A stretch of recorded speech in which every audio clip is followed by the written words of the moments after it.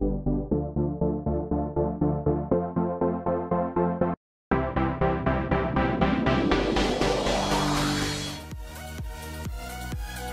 everybody, Zaptrosity here, and we're back. More Minecraft Infinity, oh yeah. So, last time we were working over here in this custom inventory slot to help make my life a lot easier when building creative around this place. So I'll show you guys what I've been up to. There is a lot more stuff going on now. A lot of things have changed. I've also added a few signs to help me understand what I'm doing and help you guys understand what I'm doing too. So let's splash that potion of awesome invisibility. As you can see, it responds a lot better. Whoops, didn't want to do that. You can see right there I can pretty much get 100% chance of getting this to pop up, which is awesome. And as you can already see, I've got a few little bits added to the control panel. So first off, we've got two new inventory slots. This is stained clay and rails. But before we get into that, I want to show you guys what I've done with these two. So we get some wool, and we pretty much get all the wool. As you can see, I added in the rest of the wool, and they get slotted in at this last inventory slot, so they don't go up there. Usually, if I would just give it to me, I would get it all the way up here, but I don't want that at all, so I have it all the way down here, which is very, very nice. That's the same with the redstone. I have some extra bits, so as you can see right here, I've got command blocks, some inputs, and tripwire. So that's very cool indeed. I'll show you guys the redstone afterwards, but let's have a look at stained clay. So stained clay, just like the wool, we get all the colors, and I also have the original hardened clay. You know, never know, might want to use it. So I also have rails. Oh yeah. Someone suggested these two, I think. So thank you very much. Thank you guys so much for the feedback. That's awesome. So rails here, I've just got some rails, some minecarts, hoppers, yeah, and some coal for the minecart furnace and all of that. I have a diamond sword here to destroy the minecarts, but I think that's quite unnecessary because I can one hit destroy them. So yeah, bit useless, but whatever. Let's have a look here. What other things have I got? I've got Gamerule, which opens up this, and then I can toggle these things on. So I can turn keep inventory on and off, and it's the same with the do daylight cycle. You can see the sun starting to move now. And fire tick, mob spawning. I might add a few more later on, but it's pretty cool nevertheless, what we've got so far. And other, I have time and weather. In time I can set it to the morning, as you can see right there, and we can set it to midday, and we can set it to the evening, and then we can also set it to midnight. And pretty cool, but let's set it to midday. I also have weather, which just clears the weather. Very nice, and clear is also pretty cool. It gives me that invisibility potion at the very end. And some people suggested using something like blindness instead of invisibility, but I decided to go invisibility because I can actually you know, search it up and get it, unlike blindness. You know, there's no blindness potion. You know, I can show you right now, no blindness, nothing. So that kind of sucks. I like how I can easily access it without having to type any commands. Anywho, let's get into the redstone of this. Oh yes. So this is the clock I'm now running. Alright. This crazy thing right here Neil showed me. I did a bit of live streaming of this the other day. Other day. Quite a few days ago. But it's pretty cool. So what it does is, a lot of command blocks going on, but redstone block appears. What it does is it sets the next position as a redstone block, and that next position then deletes the redstone block. So it constantly gets placed there, then deleted, placed there, deleted, placed there, deleted, placed there, deleted, and so on around it in a clock. And this is quite a reliable clock, I'd say. It's been doing pretty good. I don't know if I get any frame drops. I think if I cover it up, it's a lot better. I'm not too sure, but it seems to be doing its job quite fine. what I've done is, so with the ones like wool, oh, let's have a look at here. We can see the redstone in action. So, place a block, goes through, and then it goes through this. This is the little addition I've added on. So these here just have the wool, but it goes through something here. This thing, is it this? Yes, this one right here. This one here puts a redstone block about here. It's one of these. Which one's this? This one here. Inventory filler. Now I'll show you what this inventory filler thing does. Let's just clear my inventory. And what I'll do is I'll just fill my inventory with stone like so. And basically, if we get ourselves a redstone block, right, and we open up our survival inventory, and we place something, okay, like so, it fills out inventory with enchanted books. Because I'm never going to have enchanted books in my inventory. Especially ones that have no enchantment on them. What's the point of these enchanted books without any enchantments? I'll have to add, if I wanted enchantments, I would have to add that data tag and whatever. But I just have these as placement fillers or whatever. And that just fills up my inventory so that when I give more items to me. So for example, if I give myself apples, 64 apples. It now comes in this slot instead of appearing in that slot. So that's just how I've done this. So it's pretty cool. Pretty cool. And the clear command I've got here, what it does is it places a redstone block here, and then it clears my inventory. Then what it does is it goes through a command block with nothing. Wow, what's this supposed to be? I have no idea. Don't ask me. I'm the creator of this, but I have no idea why I have an empty command block. But anyways, it just gives me a hotbar full of wool, and then gives me the potion. I think this is the potion right here. There we are. And then it clears the wool from me. Very cool. I know in the... Oh, I should talk about the 1.8 update. Man, there's some awesome stuff for survival, you know, new stone, slime blocks, all of that. But also for creative map makers or people like me who just play around and create for fun, we have those new command block updates. Oh man, it's awesome. You can use @E. Oh man, I am not on the current snapshot though. I'm gonna wait till it becomes a little more stable, but that is gonna change things a ton. I have some awesome ideas for it, but anywho. Let's move on. So, I'm spending so much time rambling on about this, aren't I? Oh well. Hopefully yeah, I spend way too much time. Anyways, here's the game rules. You know, you see it right here. Game rule, keep inventory on and off. So how that works is it just places a redstone block there, and that actually sends a 1-tick pulse, because as soon as it spawns there, it disappears. I can show you, oh, wrong one. We'll get redstone, and I'll show you if I put that redstone block there, it disappears straight away, and then it goes through a little bit of delay so that the piston can take it in, and it will just switch a redstone block back and forth, which will turn the game rule on and off. And then also we have that little pop-up here saying that which thing has been turned on and off, which is pretty cool. And I've got them labeled for each one too. Very cool, very cool. And for the time, I just have tell raws. Lots of tell raw commands. Alright, that's enough for there, but I have been really busy. I think today's more of a show and tell episode, but we'll see. I want to go over to the city, and I want to show you guys the progress on the dye shop. I didn't even need to stop the recording there, because I have these awesome potions that can teleport me everywhere. But anywho, I have extended the road along. That looks pretty cool. And I've got a shop name. It's called DIY.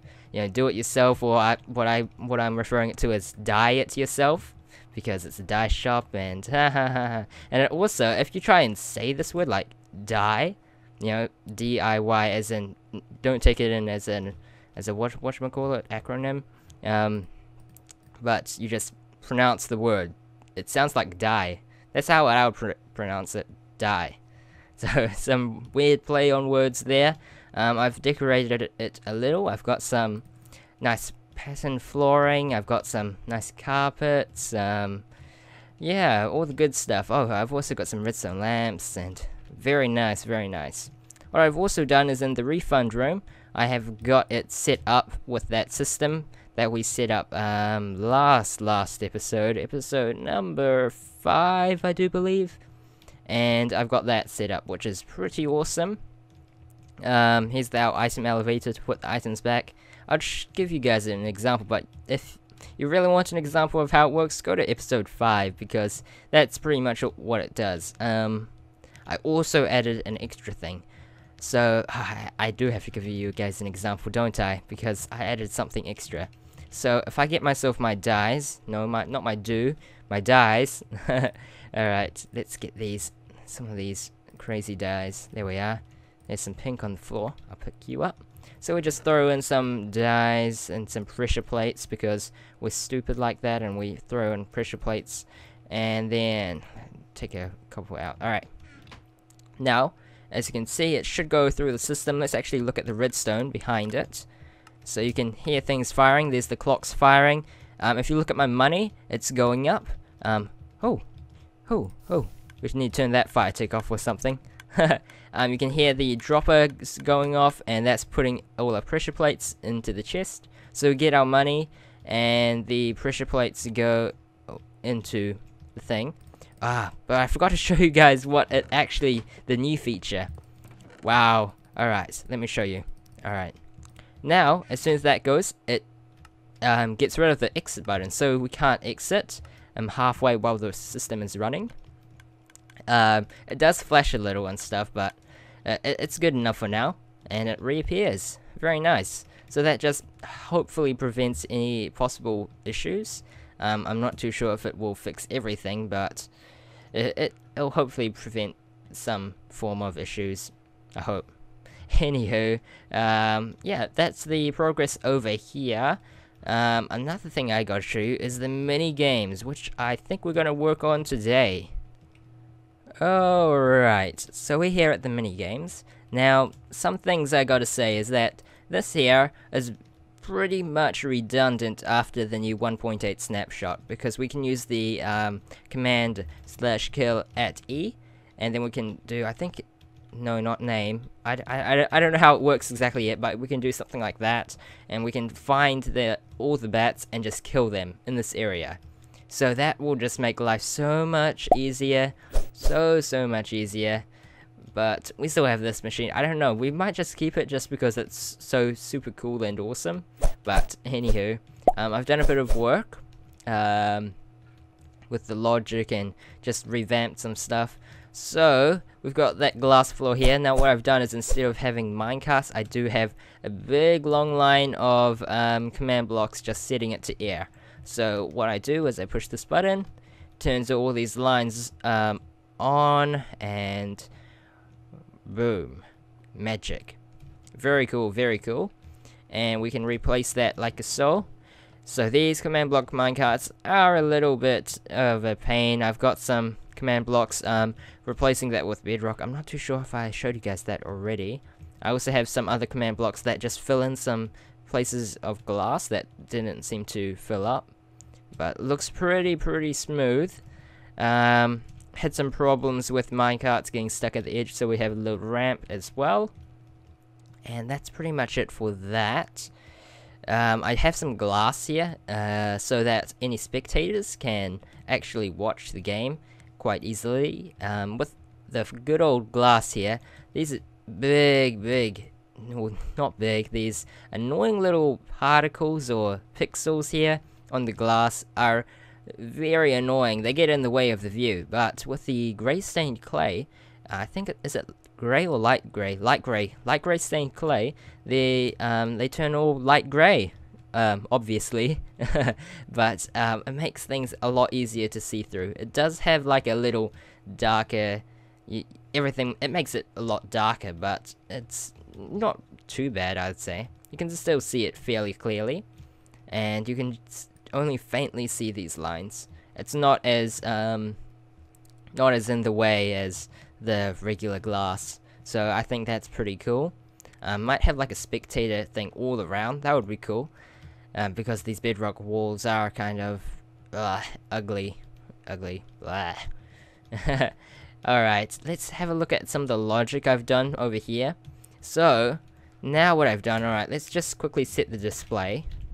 Alright, and let's join a game.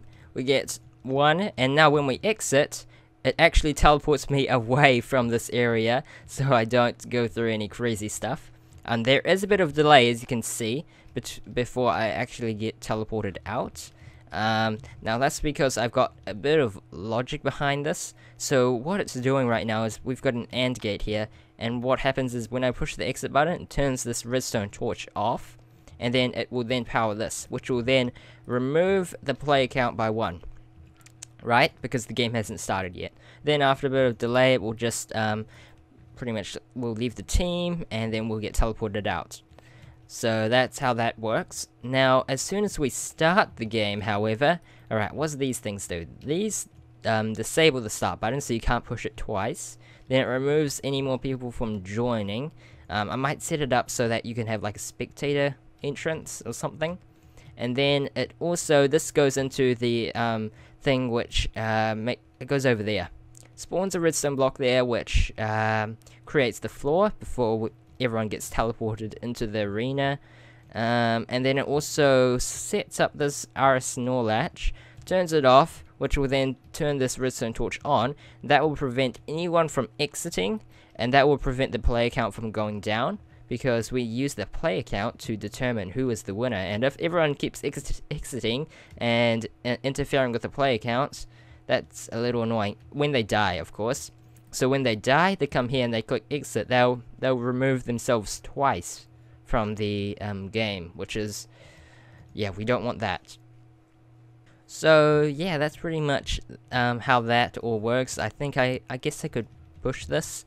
There we are. Turns this off. Command block and minecarts activate. RS-NOR latch gets set. So now if I try to exit, it will say my player count is still the same. Alright, but I do need to join the team again.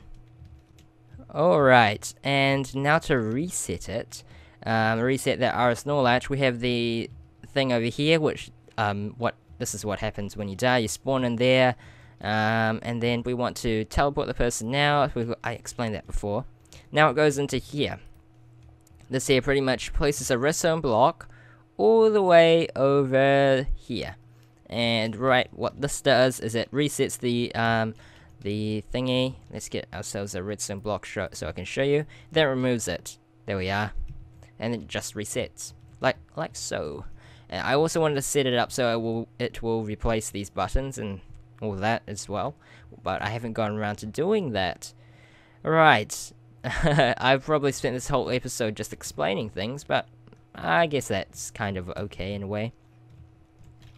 But that's not all, guys. We've still got a lot more to show off. Whoa, well, not too much, I suppose. But these 2 command blocks is what I want to show you guys. Now, I forgot last episode about these, and this is how we're going to keep the horses on the ground when the game starts. So, what's this one here? That's this one here. Right, let's just get rid of this tag here. We'll go into that a little later. And basically what it does is it summons our bat horse on top of an item. So now, this horse is standing still, and that means anyone along here can go, oh yep, hop onto it and wait for the item to despawn. But as you can see, we have a little problem. We can pick this item up, and then our horses all die. Yeah, that's not a good thing. Alright, let's get ourselves a sword. Come on, get out of here. So, that's a little bit of a pain. So there's this thing, another tag called owner, and if we set the owner to test, alright, so that means anyone with the name test can pick this up. So if we go here, we cannot pick this item up because we are not called test, we're called Zaptrocity, and you'll be called your name, and everyone else will be called their name except for test. Some guy called test will come up here and they'll be able to pick that up. But we can set this owner to something so crazy. I think there should be a way to set it to some value that will just make sure that no one can pick it up. So test here, we'll be able to pick it up. We can set it to something crazy like test, blah, blah, blah, blah, blah. And that should hopefully not be someone's name. Otherwise, yeah, I feel sorry for them. and they need to have a word with their parents. Alright, what crazy naming skills they would have. Anywho, there is still a problem with this that I will show you in about 5 or so minutes. Alright, can't wait that long. Can't wait for it to despawn. So we're just going to add a little something to it. So we're going to change owner test. Then we want the age. Now the age is just going to tell us how long it's going to take till it despawns. So at 6,000, I do believe, it instantly despawns. So if we set it to 5999, then as soon as we spawn it in, it disappears straight away. Because it these count in ticks, the game ticks, I think game ticks. I'm pretty sure. So a game tick is like 1/20th, I think 1/20th of a second. So that's how that works. So if we set it to 5900, all right, and no, actually let's set it to a little lower so we have time. So we still have the owner. Oh, all right, that didn't work as I hoped it would. Get out of here, guys. Let's set it to a little lower. Alright, 5,000. That's good. So it has the owner tag, so we can't pick it up. But just wait. We'll be able to pick it up. So what happens is 10 seconds before it despawns, we can pick it up. This little item here. It just pretty much, that owner tag gets completely ignored, and they'll just, you'll be able to take the item. Now, any second now. Any second. Look at these stone blocks. Looking at it as it up close, it's quite fascinating watching it rotate. Look, it looks kind of cool how it's stacked together. You know, you never notice these things. I'm so weird. Maybe I should have set it to a different value. This is taking a little while. This is seriously taking way too long. Alright, you guys go. We're gonna get another one here. Let's just set it to 5800 like so. And as you can see, alright, let's get it to a little lower value because that seems to be instant. Alright. Oh. Oh. What? What in the world? Alright. Just take my word for it, I suppose. But when it's 10 seconds before the item despawns, anyone can pick it up. So we'll be able to pick these up sooner or later. But that's how it works. It's very strange.